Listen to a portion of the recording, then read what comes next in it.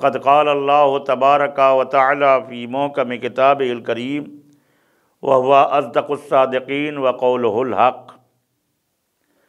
یاسین والقرآن الحکیم۔ ظاہر ہے کہ ہماری اور آپ کی گفتگو سورہ یاسین کے شان نزول کے سلسلے میں آپ سے چل رہی ہے، اور انشاءاللہ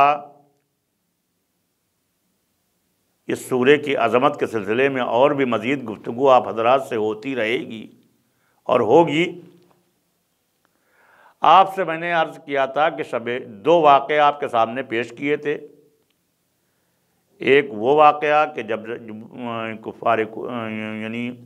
ایک کفار قریش کا ہے، اور ایک مشرکین مکہ کا ہے، کہ جب آپ مشرکین حضرت کے گھر کے اوپر جمع ہوئے تھے ان کا قتل کرنے کے لیے، اور ایک شب ہجرت کا واقعہ میں نے آپ کے سامنے پیش کیا تھا پچھلے دروس میں۔ اب جب شب ہجرت مولا متقیان علی بن ابی طالب علیہ السلام سے اس مشرکین نے پوچھا کہ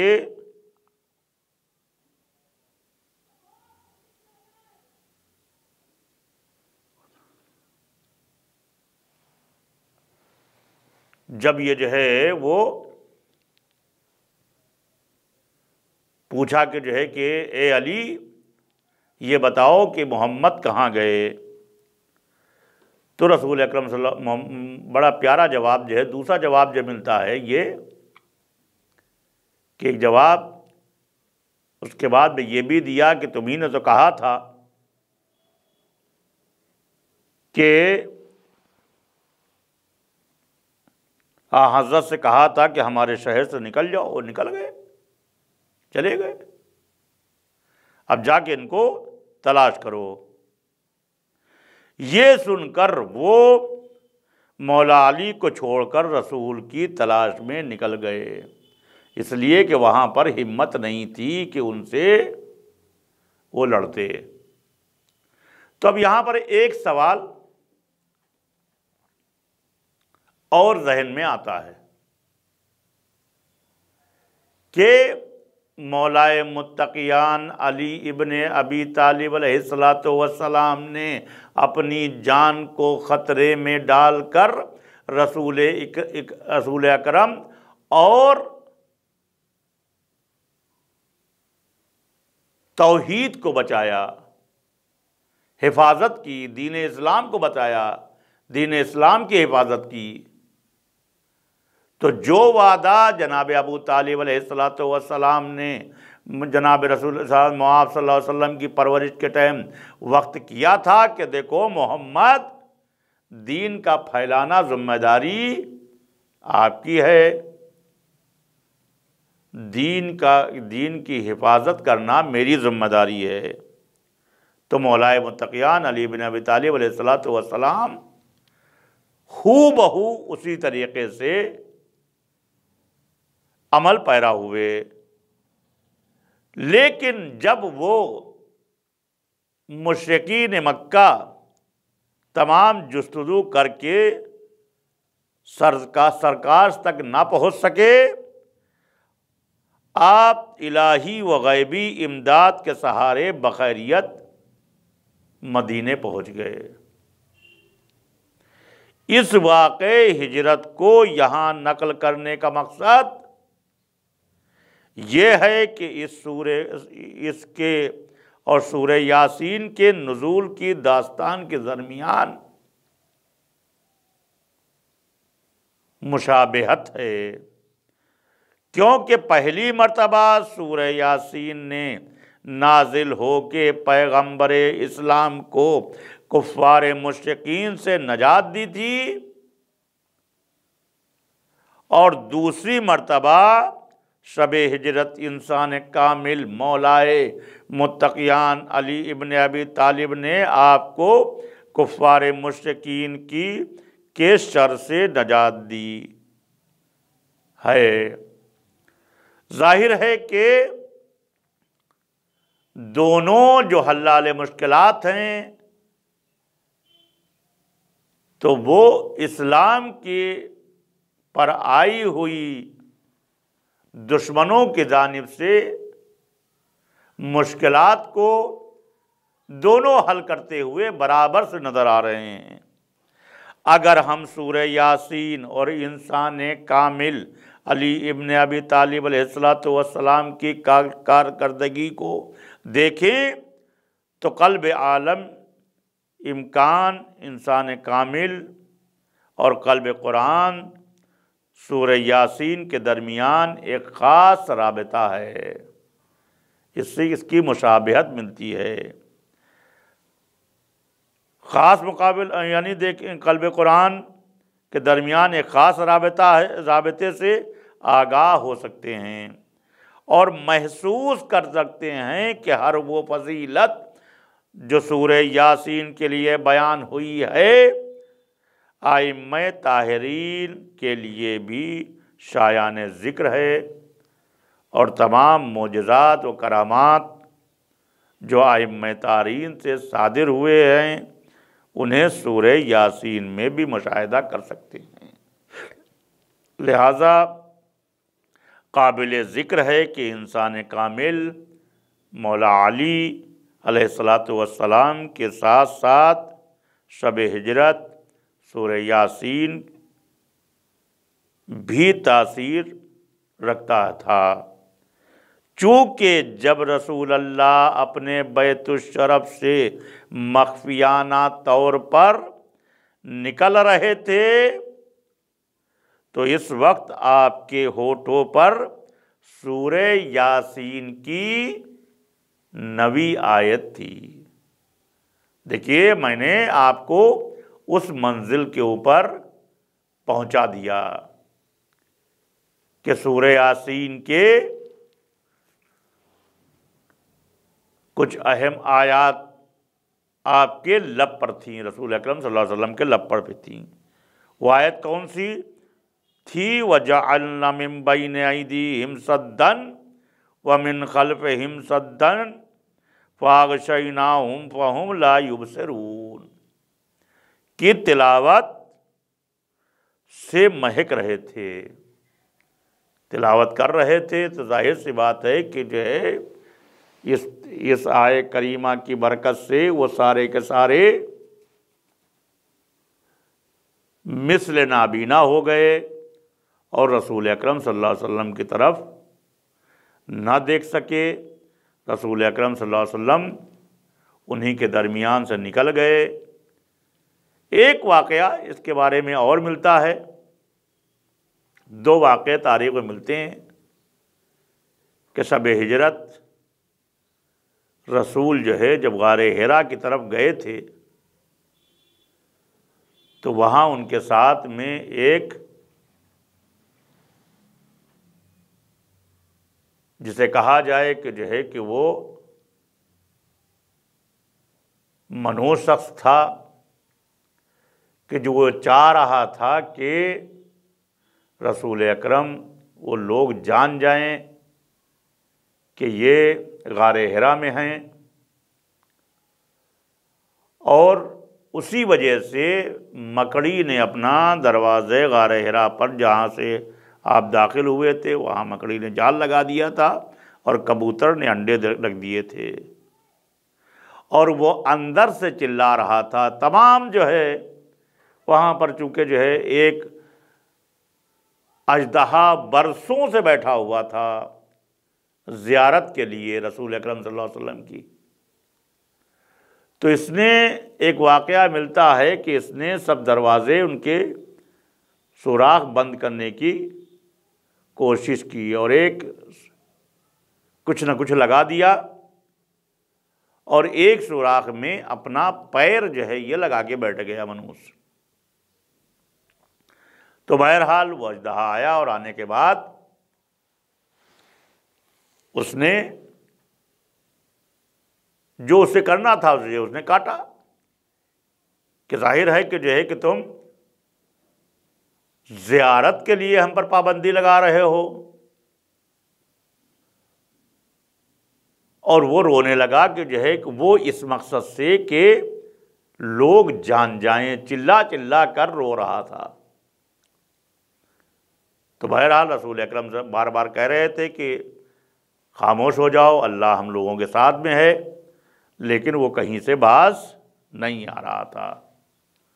بہرحال یہ دو واقعے جو ہے آپ حضرات کے سامنے میں نے پیش کیے اور آیت کریمہ بھی پیش کی۔ بہرحال ہم کو چاہیے کہ جو ہے کہ ہم قرآن مجید کی اور ان آیات قرآن یعنی جو ہے ان آیات کی شان نزول سے بھی واقف ہوں، اور کون کون سی برکات اس سورے کے ہیں ہم کو جاننا اور پہچاننا جو ہے وہ ضروری ہے۔ ظاہر ہے کہ اب خداوند عالم اور سورہ یاسین کے سلسلے میں گفتگو ہوگی۔ روایت میں آیا ہے کہ جب مومنین اور اولیاء بہشت میں پہنچیں گے اور وہاں بہشتی ناز و نعم سے سرفراز ہوں گے تو اس وقت عالم جبروت سے یہ آواز آئے گی کہ دوسروں سے بہت سنا ہے، اب ہم سے سنو۔ پھر انہیں سورہ فاتحہ، سورہ طٰہٰ اور سورہ یاسین سنایا جائے گا۔ قیامت کے دن سرکار محمد مصطفیٰ صلی اللہ علیہ وسلم فرماتے ہیں کہ جس وقت لوگ سورہ یاسین کو خدا عز و جل سے سنیں گے تو ایسی معنوی لذت محسوس کریں گے کہ جسے کبھی محسوس نہ کیا ہو، گویا کبھی قرآنی آواز نہ سنی ہو۔ ایسی آواز سے یہ سورے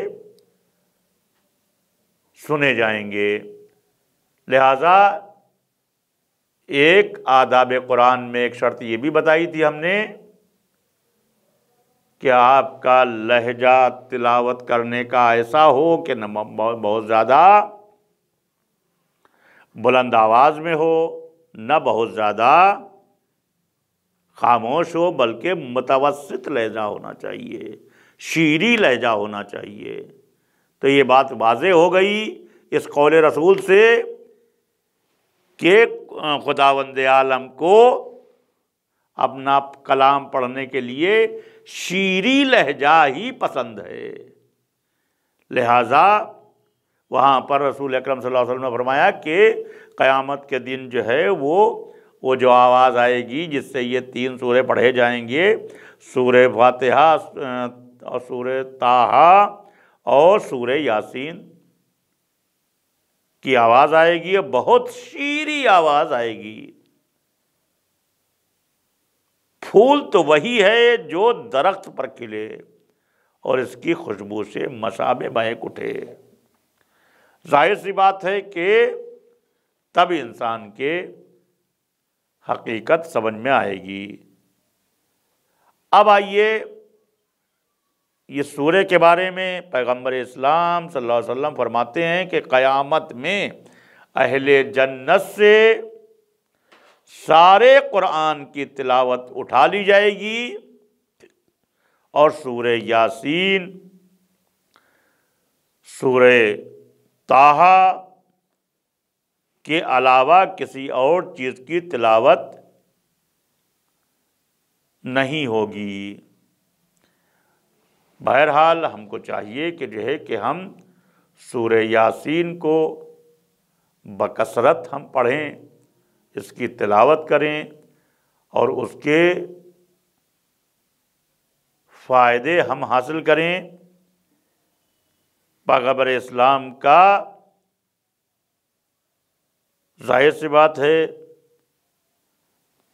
امام جعفر صادق علیہ السلام فرماتے ہیں کہ یاسین رسول خدا کا اس میں مبارک ہے۔ یہ امام جعفر صادق علیہ السلام نے فرمایا ہے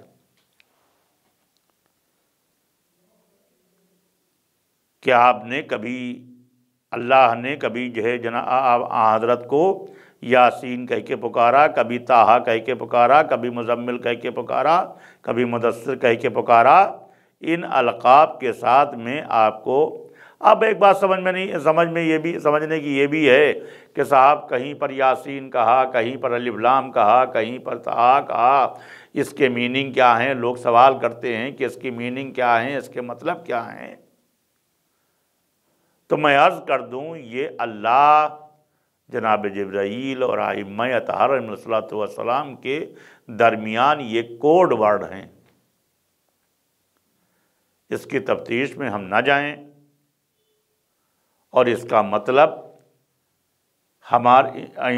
انتظار کریں امام زمانہ کا، انشاءاللہ وہ ضرور بتائیں گے، اور ہم ان القاب سے فیضیاب بھی ہوں گے، اور جن کی برکت سے ہمیں یقین ہے کہ نعمات خداوند عالم میں ہمارے لیے جو نعمات خداوندی ہوں گے اس میں برکت عطا فرمائے گا۔ آگے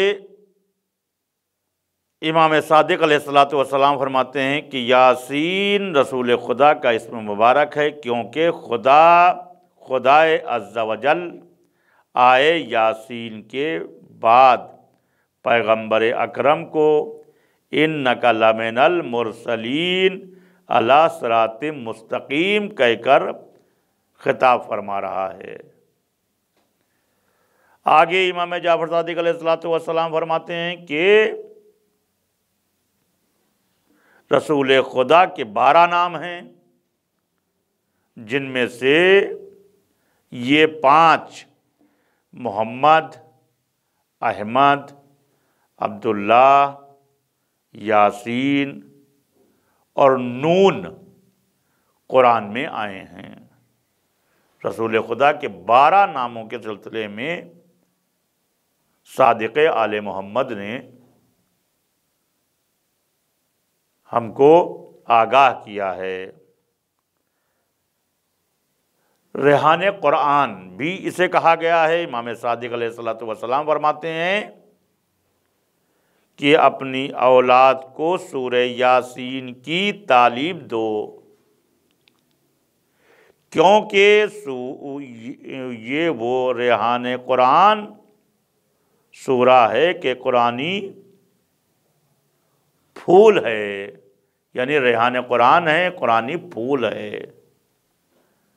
جس کی مشام سے، جس کی خوشبو سے ہمیں وہ منزلتیں میں حاصل ہو سکتی ہیں کہ جس کے بارے میں ہم سوچ بھی نہیں سکتے۔ اسی لیے اس کو ریحان قرآن امام نے فرمایا ہے کہ قرآنی پھول ہے۔ ظاہر ہے کہ یہ سورہ جس کے بارے میں آپ حضرات سے مسلسل گفتگو چل رہی ہے، یہ سورہ کہا ہی گیا ہے کہ قلب قرآن ہے، تو اس سورے میں بے انتہا برکات ہیں، اس کے فضائل بے انتہا ہیں،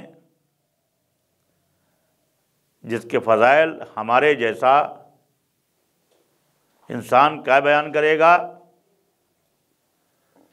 بہرحال اس کی ایک آیت کی طرف ہم توجہ دیں، اور اس کی ایک ایک آیت سے ہم فیضیاب ہوں اور اس سے فائدہ اٹھائیں، اور کم از کم ہم اس کی تلاوت کر کے اس کا ثواب ہم ہدیہ کر سکتے ہیں،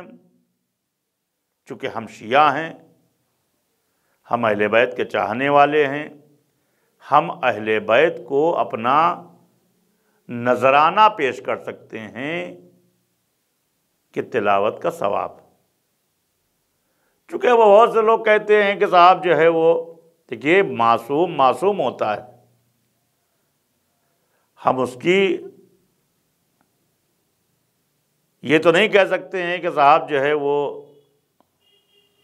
ان کی روح کو ارسال کر رہے ہیں تاکہ جو ہے ان کی، اس لیے کہ معصوم ہیں وہ، ان کے کوئی غلطی ہوتی نہیں،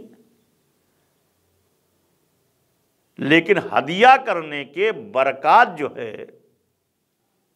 وہ بہت زیادہ ہیں۔ انشاءاللہ دھیمے دھیمے اس کے برکات سے بھی ہم آگاہ کریں گے آپ کو۔